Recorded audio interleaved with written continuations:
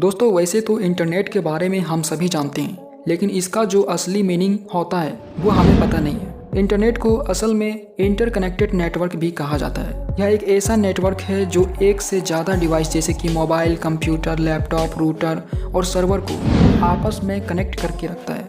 इन सभी डिवाइस को आपस में कनेक्ट करने का एक ही मकसद है और वह मकसद है डेटा ट्रांसफ़र का। दोस्तों इंटरनेट को गहराई से समझने के लिए हमें सबसे पहले सर्वर के बारे में जानना होगा। क्या है सर्वर? सर्वर दरअसल एक तरह का कंप्यूटर प्रोग्राम होता है जो एक डिवाइस से दूसरे डिवाइस में डेटा ट्रांसफ़र करने में मदद करता है। उदाहरण के तौर पर जैसे इस वीडियो को आप अपने मोबाइल या कंप्यूटर में देख रहे हैं, जबकि इस वीडियो को मैंने अपने मोबाइल या कंप्यूटर से अपलोड किया है। आपके पास यह जो डेटा पहुंचा है उसे ट्रांसफ़र करने में सर्वर का इस्तेमाल किया गया है। हम जो भी डेटा इंटरनेट पर अपलोड करते हैं वह डेटा सर्वर में जाकर सेव हो जाता है और सर्वर उस डेटा को अपने पास संभाल कर रखता है। अब बात करते हैं कहाँ रखे जाते हैं ये सर्वर। तो दोस्तों सर्वर को बड़े बड़े डेटा सेंटरों में स्टोर करके रखा जाता है।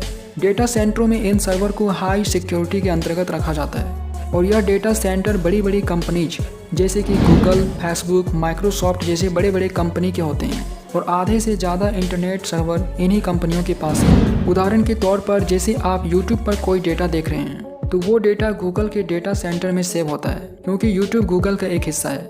इसके अलावा अगर आप इंस्टाग्राम पर कोई डेटा देखते हैं तो वह डेटा फेसबुक के डेटा सेंटर में स्टोर होता है क्योंकि इंस्टाग्राम फेसबुक का हिस्सा है। और दोस्तों यह सभी बड़ी बड़ी कंपनीज अमेरिका में हैं और उनके डेटा सेंटर्स भी वहीं पर मौजूद हैं। दोस्तों अगर आप समझदार हैं तो आपके दिमाग में एक प्रश्न जरूर उठ रहा होगा कि अगर YouTube, फेसबुक के डेटा सेंटर अमेरिका में है तो वहाँ से इतनी जल्दी डेटा या इंटरनेट हमारे पास कैसे पहुँचता है।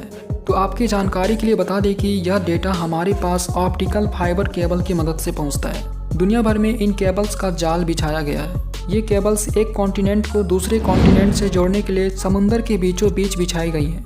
आपको बता दें कि इन केबल्स में डेटा लाइट सिग्नल के जरिए ट्रेवल करता है और दुनिया में सबसे ज़्यादा स्पीड लाइट की होती है जो कि 3 लाख किलोमीटर प्रति सेकंड की स्पीड से ट्रेवल कर सकती है और इसी स्पीड से इन ऑप्टिकल फाइबर केबलों में डेटा ट्रांसफ़र होता है और आपके आसपास जो मोबाइल टावर लगे होते हैं उनके ऊपर यह ऑप्टिकल फाइबर केबल्स लगाई गई होती हैं और इन केबल्स के जरिए ही आपके मोबाइल फ़ोन में हाई स्पीड इंटरनेट पहुंचता है। दोस्तों आपके दिमाग में एक और प्रश्न उठ रहा होगा कि आखिर इंटरनेट का मालिक कौन है।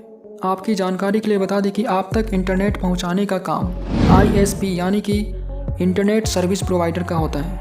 आप जिस भी कंपनी का सिम यूज करते हैं वह आपका इंटरनेट सर्विस प्रोवाइडर होता है, लेकिन इंटरनेट सर्विस प्रोवाइडर पूरी तरह इंटरनेट नहीं चलाता। इंटरनेट सर्विस प्रोवाइडर को आगे 3 हिस्सों में बांटा गया है जैसे कि टाइप 1, 2 और 3।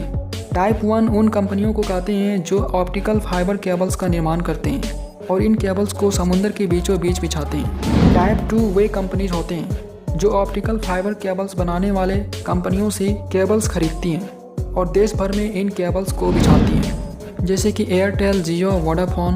और टाइप 3 वैसे कंपनीज होते हैं जो कि टाइप 2 यानी कि जियो, एयरटेल, वोडाफोन जैसे कंपनियों से ऑप्टिकल फाइबर केबल्स को खरीदकर इन्हें लोकल लेवल पर बिछाती हैं। तो दोस्तों वीडियो कैसा लगा कमेंट बॉक्स में ज़रूर बताएं और आने वाली हर वीडियोस के अपडेट्स के लिए चैनल को सब्सक्राइब जरूर कर लें।